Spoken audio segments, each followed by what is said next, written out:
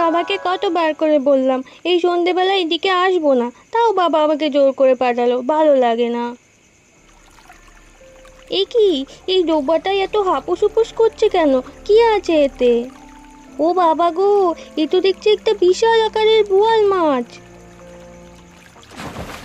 কি আছো? বাঁচাও, বাঁচাও আমাকে, এই বোয়াল মাছটা ডোবায় টেনে নিয়ে যাচ্ছে, বাঁচাও। কলা বাগানের কাছটা থেকে একটা বাচ্চা মেয়ের গলার আওয়াজ আসছে বলে মনে হচ্ছে না। হ্যাঁ ঠিক তো, যাই তো গিয়ে দেখি। কি আছো? বাঁচাও, আমি যে ডোবায় ডুবে যাচ্ছি, বাঁচাও। কি? আরে এ তো ঝুমা। দাঁড়া মা, আমি আসছি, তোর কিচ্ছু হবে না। দাদু ভাই, আমাকে বাঁচাও, এই বোয়াল মাছটা আমায় টেনে নিয়ে যাচ্ছে, বাঁচাও। একটু কষ্ট করে হাতটা বাড়া আমার দিকে, আমি তোকে শক্ত করে টেনে আনছি। আমি যে পারছি না দাদু ভাই। এই তো হয়ে গেছে, আর একটু হাত বাড়া। এই তো ধরে ফেলেছি। বস বস, এখানে একটু বস, শান্ত হ। তোমাকে অনেক ধন্যবাদ দাদু ভাই, আজ তুমি না এলে এই বোয়াল মাছটা আমাকে মেরেই ফেলতো। কিন্তু ঝুমা, তুই এখানে একা কি করছিলিস? আসলে দাদু ভাই, মানে আজকে কেউ খেলতে আসেনি তো, তাই আমি একা একা এখানে খেলছিলাম। হঠাৎই ডোবার কাছে একটা কিসের শব্দ শুনে আমি এগিয়ে গিয়ে দেখছিলাম, তখনই বোয়াল মাছটা আমায় টেনে নিয়ে যাচ্ছিল। কিন্তু এইটুকু একটা ডোবায় এত বড় বোয়াল মাছগুলো কিভাবে, আমি তো সেটাই বুঝতে পারছি না। আচ্ছা ছাড়ো, ওসব পরে দেখা যাবে। এখন তুই চল আমার সাথে এখান থেকে। কি গো, এভাবে যে আর চলা যাচ্ছে না। কি ছিলাম আর কি অবস্থায় হয়েছে আমাদের, দেখেছো? আমি তো সেটাই চেষ্টা করছি আমাদের আগের অবস্থায় ফিরে আসবার জন্য, কিন্তু কিছুতেই কিছু হচ্ছে না। তাও যদি দুবেলা দুমুঠো ঠিক করে খেতে পেতাম। ঠিকই বলেছ, তার মধ্যে পাড়া প্রতিবেশী, দোকানদার, সবার এত গঞ্জনা আমি আর সহ্য করতে পারছি না। শুধু কি তাই, আজ কদিন এই বাড়ির মালিক এসে কত কথা শুনিয়ে গেল এই ভাড়া দিচ্ছি না বলে, বুঝতে পারছো? কি করব কিচ্ছু বুঝতে পারছি না। এত চেষ্টার পরেও যে ওপরওয়ালা কেন মুখ তুলে তাকাচ্ছে না, ওপরওয়ালাই জানে। আমার কেমন যেন ওই রতনের ওপর সন্দেহ হচ্ছে। কেন তোমার উপর সন্দেহ হচ্ছে কেন? তুমি কি ভুলে গেছো? ও এখান থেকে যাওয়ার সময় আমাদের অভিশাপ দিয়ে গেছিল। আমার মনে হয় ওর অভিশাপ কাজে লেগে গিয়েছে। তা তুমি ঠিকই বলেছ, ওই রতনের এখান থেকে চলে যাওয়ার পরই তো এতদিনের ব্যবসাটাও বন্ধ হয়ে গেল। শুধু কি ব্যবসা, আমাদের এতদিনে জমিদারি, ধন সম্পত্তি কত কি ছিল, এখন আমাদের কিছুই নেই। কিন্তু আমি যে নিরুপায়, কি করব আমরা? আমি কিছুই বুঝতে পারছি না। আমার শুধু মনে হচ্ছে রতন গ্রামে বসে বসে আমাদের ওপর টুকটাক করছে, আমাদের ক্ষতি করার জন্য। নইলে আজ আমাদের এই অবস্থা কি করে হয়, তুমি বলো? হে ওপরওয়ালা, আমরা তো কখনো কারোর ক্ষতি করিনি, তুমি একটু দেখো আমাদের। চলো না আমরা গ্রামে ফিরে যাই, সেখানে আর যাই হোক কোনোভাবে দিন পার হয়ে যাবে। আমিও সেটাই ভাবছিলাম, এইখানে আর বেশি দিন থাকলে না খেয়ে মরতে হবে। কিরে ঝুমা, তোকে আর কতবার একটা কথা বলতে হবে? তুই তো এখন আমার একটা কথাও শুনতে যাস না। কেন বাবা, তুমি এভাবে বলছো কেন? তুমি তো যখন যা বলো আমি তাই করি। তাই করিস না ছাই, কবে থেকে তোকে বলছি আমার সাথে তন্ত্রবিদ্যা টুকটাক শিখে রাখ, তুই পাত্তাই দিচ্ছিস না। না বাবা, আমার ওসব একদম ভালো লাগে না। তোমাকে কতবার বলেছি তো তুমি ওসব খারাপ কাজ ছেড়ে দাও, তুমি ছাড়তেই চাও না। তোকে এত পাকামো করতে কে বলেছে? আমার বাড়িতে থাকতে হলে আমি যা বলবো তাই তোকে শুনতে হবে। না বাবা, তুমি আমাকে আর যা কিছু করতে বলো আমি করব, কিন্তু এইসব খারাপ কাজ আমি করতে পারবো না। তবে রে, আমার মুখে মুখে তর্ক? এই জন্য তোকে আমি কোলে পিঠে করে মানুষ করেছিলাম হতচারী। এ কি করছিস রে রতন? এত বড় মেয়ের গায়ে হাত তুলতে তোর লজ্জা করে না? এই বুড়ো, তুমি কোত্থেকে উড়ে এসে জুড়ে বসলে? তোমাকে কে বলেছে আমাদের বাড়ির ব্যাপারে কথা বলতে? যাও তুমি এখান থেকে। তুই কি ভেবেছিস তুই অন্যায় কাজ করবি আর আমরা গ্রামের মানুষেরা চুপচাপ সেটা সহ্য করব? দেখো বুড়ো, বেশি বাড়াবাড়ি করো না। এমনি আমার মটকা গরম হয়ে আছে, তুমি যাও এখন, নইলে কিন্তু খুব খারাপ হয়ে যাবে। কেন রে, কি করবি? তুই আমাকে মারবি? হ্যাঁ, ঝুমা, তোকে এখানে থাকতে হবে না, তুই আমার সাথে চল। তুই আজকে থেকে আমার বাড়িতেই থাকবি।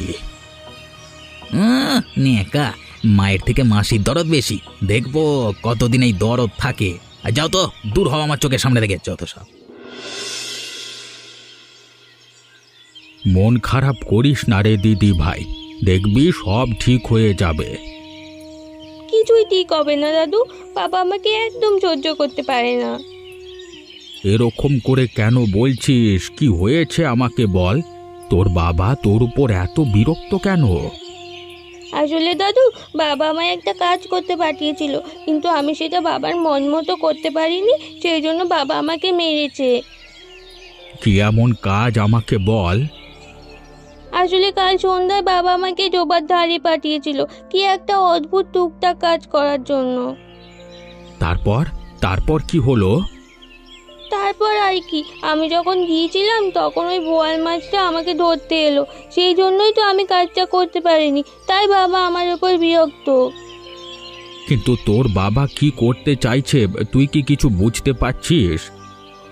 আমি পুরোপুরি বুঝতে না পারলেও এটা বুঝতে পারছি যে বাবা কারোর ক্ষতি করছে। এবার আমিও বুঝতে পারছি। তোর বাবা গ্রামে বসে এসব টুকটাক করে মানুষের ক্ষতি করে বেড়ায়। এই বুড়ো, বেরিয়ে এসো বলছি, বেরিয়ে এসো। কি হয়েছে কি? এত সকাল সকাল আমার বাড়িতে এসে ভাবে চেল্লাম চিল্লি করছিস কেন? চেল্লা চিল্লি করছি কা সাদে? তোমার লজ্জা করে না অন্যের মেয়েকে নিজের বাড়িতে রেখে দরদ দেখাতে? যে বাপ নিজের মেয়ের খেয়াল রাখতে পারে না, তাকে দিয়ে খারাপ কাজ করায়, ক্ষতি করানোর চেষ্টা করে, তার মুখে এসব মানায় না। আমার মেয়েকে দিয়ে আমি কি করাবো কি করাবো না সেটা আমার ব্যাপার, তুমি বলবার কে? ডাকো, আমার মেয়েকে ডাকো, আজকে আমি এখান থেকে নিয়ে যাব। মামা বাড়ির মোয়া, বললেই হলো মেয়েকে নিয়ে যাব। তোর মেয়ে এখান থেকে যেতে চায় না। দেখো বুড়ো, বেশি বাড়াবাড়ি করো না, তাহলে পুরো গ্রামে উঠিয়ে দেবো তুমি আমার মেয়েকে জোর জবরদস্তি আটকে রেখেছো তোমার বাড়িতে। তোর যা করবার তুই করে নে, কেউ তোর মিথ্যে কথা বিশ্বাস করবে না। তুমি এখানে কেন এসেছো বাবা? আমি তোমার সাথে ফিরে যেতে চাই না, আমি এখানেই ভালো আছি। তবে রে, দুধ কলা দিয়ে তাহলে এতদিন কালসাপ পুষেছি, আমার খেয়ে আজকে আমাকে অপমান? এই অপমানের বদলা আমি নিয়েই ছাড়বো, তোদের সবাইকে আমি দেখে নেব, কথাটা মনে রাখিস।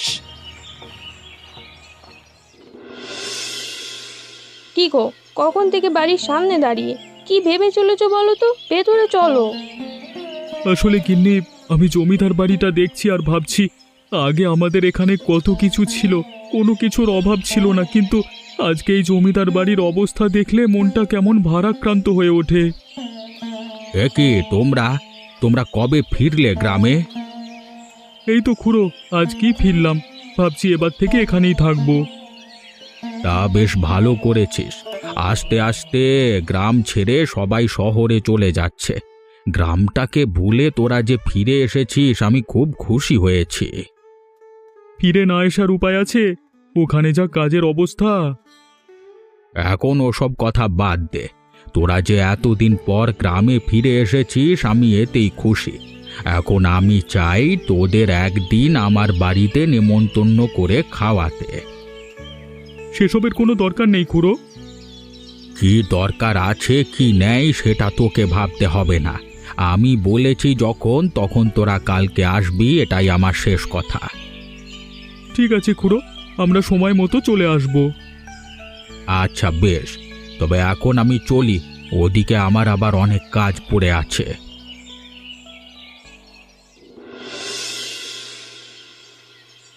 খুড়ো, কোথায় গেলে গো? আমরা তো চলে এসেছি। আরে বাবা বাবা, ভালো করেছো। আরে আমরা তো তোমাদের অপেক্ষাতেই বসেছিলাম। আপনি তো এখানে একাই থাকেন খুড়ো, তাহলে আমরা কেন বলছেন? না গো বৌমা, এ বাড়িতে আমি আর আমার নাতনি থাকি। ডাকি, দাঁড়াও। ঝুমা মা, ও ঝুমা মা, দেখে যা কারা এসেছে। আরে সুরেশ দাদা, কুসুম বৌদি, তোমরা কেমন আছো? তোমরা কবে এসেছো গ্রামে? আরে একেবারে এত প্রশ্ন করলে তো ওরা হাঁপিয়ে যাবে। ওদের আগে খেতে দে, পরে এসব কথা হবে। না না খুড়ো, আগে আমাদের জানতেই হবে ওই মেয়ে আপনাদের বাড়িতে কি করছে। আচ্ছা বেশ, বলছি। বলুন। শোনো তবে, আসলে ঝুমার বাবা রতন একজন তন্ত্র সাধক, টুকটাক করে মানুষের ক্ষতি করে। এখন সে তার এইটুকু মেয়েকেও ছাড়ছে না, তাকে দিয়েও এসব মানুষের ক্ষতি করানোর চেষ্টা করছে, কিন্তু ঝুমা সেসব কাজ করতে রাজি না, তাই তার গায়ে হাত তুলেছে। এ কি বলছো খুড়ো? আমি জানতাম রতন খারাপ, কিন্তু ও যে এতটা সাংঘাতিক পর্যায়ে নেমে গেছে জানা ছিল না। আরে ওইটুকু একটা ফুলের মতো মেয়ের সাথে কেউ এরকম করতে পারে কিভাবে? সেই জন্যই আমি ঝুমাকে আমার বাড়িতে নিয়ে চলে এসেছি, নইলে মেয়েটা মরে যেত।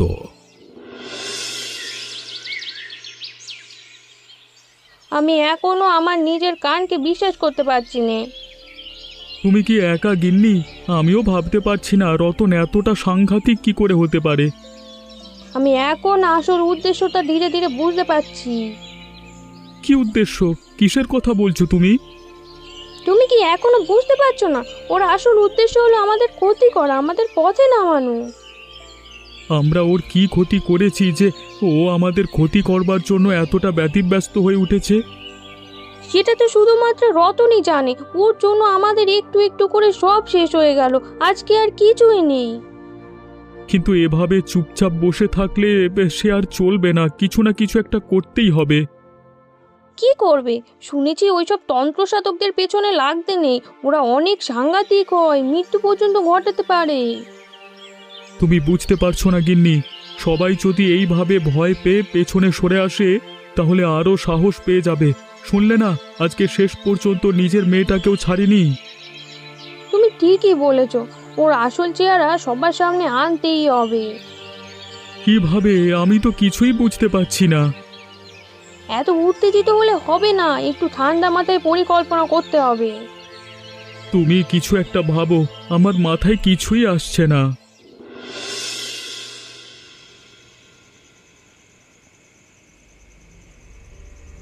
কি রে রতন, এই রাতের বেলায় তুই কোথায় যাচ্ছিস?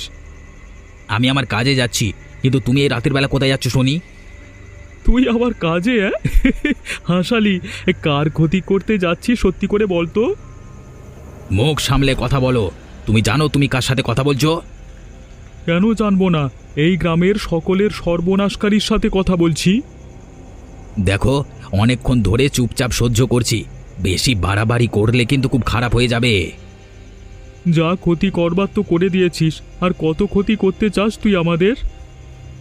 সবে তো শুরু হয়েছে, কথায় আছে না, সবে তো কলির সন্ধে, এখনো অনেক কিছু হওয়া বাকি। মানে তুই বলতে চাইছিসটা কি? আমি এটাই বলতে চাইছি, আমার পেছনে লাগবার চেষ্টা করো না, তাহলে যেটুকু পড়ে আছে সব খোয়াবে। দেখ রতন, অনেক দিন তোর অন্যায় অত্যাচার চুপচাপ সহ্য করেছি, কিন্তু আর সহ্য করব না।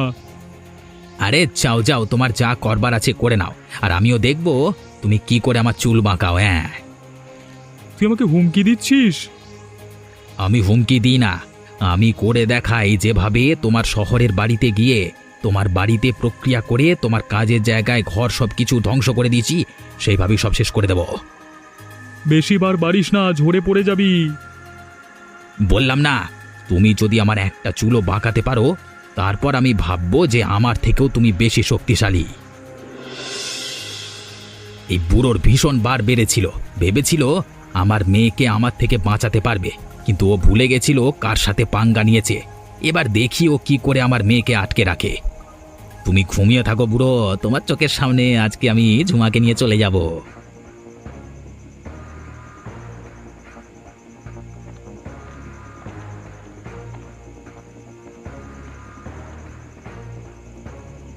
একি বাইরে কেমন একটা আওয়াজ হচ্ছে, মনে হলো কেউ যেন বেরিয়ে যাচ্ছে ঘর থেকে, দেখি তো।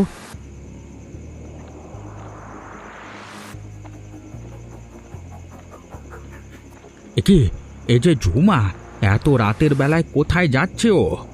ঝুমা, আরে ও ঝুমা, কোথায় যাচ্ছিস রাতের বেলায়? এ কি, ঝুমা আমার কথার কোনো উত্তর দিচ্ছে না কেন? ওকে দেখে কেমন মনে হচ্ছে ও যেন ঘুমের ঘোরে হেঁটে যাচ্ছে। এটা কি করে সম্ভব? যাই তো, পিছুনি তো। ওই তো ঝুমা চলে এসেছি। এ কি, সামনে তো এই রতন, তার মানে এই সব রতনেরই কাণ্ড। ওই ঝুমাকে বশ করে নিয়ে যাওয়ার চেষ্টা করছে। না না, এটা হতে দেব না, আমি কোনো মতেই হতে দেব না।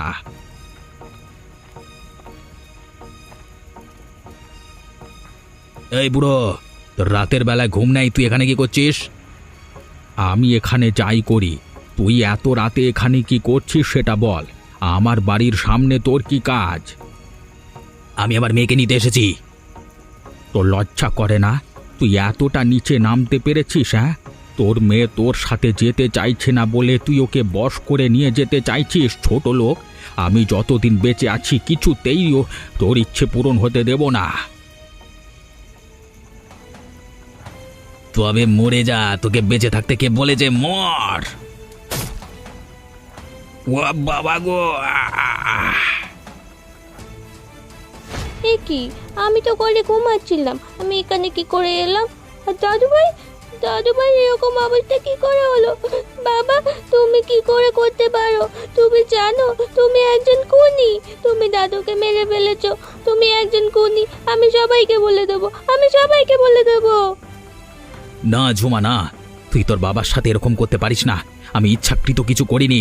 বুড়ো আমার সাথে ঝামেলা করছিল, বলছিল তোকে আমার সাথে দেখা করতে দেবে না, সেই জন্য আমি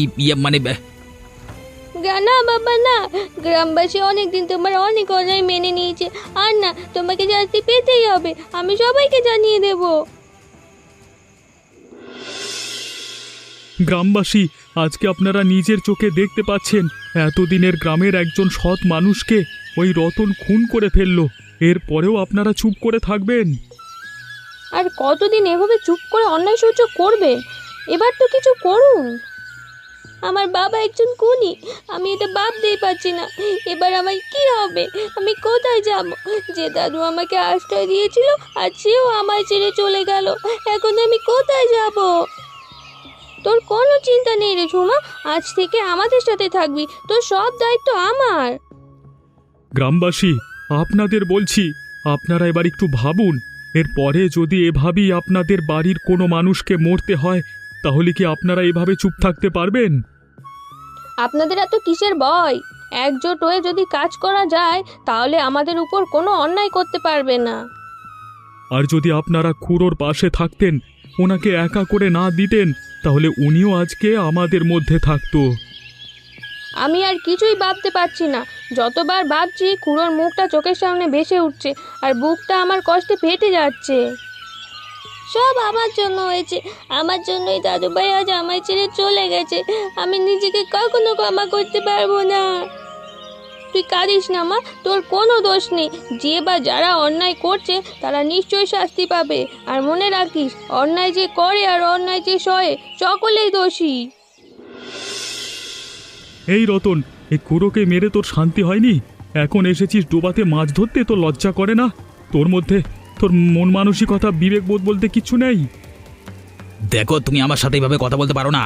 আমি বুড়োকে ইচ্ছাকৃত মারিনি, ও আমার মেয়েকে আটকে রেখেছিল, সেই জন্য আমি রাগের মাথায় রাগের মাথায় একজন সৎ বয়োজ্যেষ্ঠ মানুষকে তুই মেরে ফেললি? তোর লজ্জা করে না? তুই আবার মুখ বাড়িয়ে কথা বলছিস। খুব খারাপ হয়ে যাচ্ছে, কিন্তু অনেকক্ষণ ধরে তোমার জ্ঞান শুনছি। কেন রে, কি করবি? মারবি আমাকে? হ্যাঁ, কুড়োর মতো মেরে ফেলবি? তবে রে, এই নাও। আমার গায়ে হাত তোলা? তুই কি ভেবেছিস আমি হাতে চুরি পরে বসে আছি? আজকে আমিও তোকে ছাড়বো না। সরে যাও, আমাকে ছেড়ে দাও, আমি ডুবাই পড়ে যাবো, ছেড়ে দাও আমাকে। এতদিনে অনেক অন্যায় করেছিস, অনেক মানুষের ক্ষতি করেছিস, তোকে ছেড়ে দিলে সেটা অন্যায় হবে। আমি তোকে কিছুতেই ছাড়বো না। বাবা, এত বড় বোয়াল মাছ করতে গেল রে বাবা, এত বড় বোয়াল মাছ আমাকে নিয়ে যাচ্ছে, বাঁচাও। তোকে কেউ বাঁচাবে না, তোর শাস্তি ওপরওয়ালাই ঠিক করে রেখেছিল। তুই তোর বাপের শাস্তি পাচ্ছিস। দয়া করে আমাকে বাঁচাও। আমি আজকে থেকে সব অন্যায় কাজ করা ছেড়ে দেবো, আমাকে এবারের মতো বাঁচাও। বললাম না, তুই তোর পাপের শাস্তি পাচ্ছিস, তোকে কেউ বাঁচাবে না, তুই মর।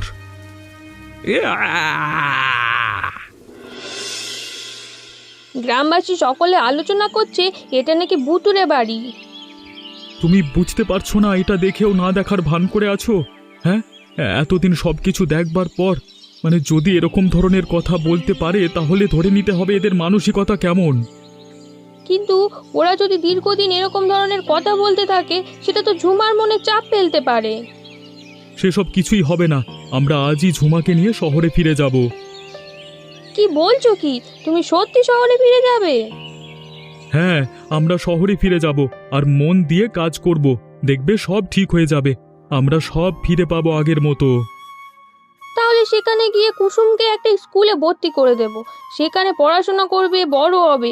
কি বলিস ঝুমা, স্কুলে যাবি তো? আমার বাবা তোমাদের এত ক্ষতি করে দেওয়ার পরও তোমরা আমাকে এত ভালোবাসো, আমাকে থাকতে দিয়েছো, এটাই আমার জন্য অনেক। দূর বোকা, তোকে এসব নিয়ে ভাবতে হবে না। তোর দাদু তোকে কি বলে গেছে মনে আছে? তোকে অনেক বড় হতে হবে, নিজের পায়ে দাঁড়াতে হবে, আর সেই জন্য তোকে পড়াশোনা করতে হবে মন দিয়ে। হ্যাঁ হ্যাঁ, আমি মন দিয়ে পড়াশোনা করব। আমি আমার দাদু ভাইয়ের বলে যাওয়া কথা রাখবো। দাদু ভাই আমার মনে সারা জীবন থেকে যাবে। তাহলে চলো গিন্নি, চলো ঝুমা, এবার আমরা শহরের দিকে রওনা দিই। আর আপনারা এরকম সুন্দর সুন্দর গল্প দেখতে আমাদের চ্যানেলটিকে সাবস্ক্রাইব করে দিন আর আমাদের পাশে থাকুন।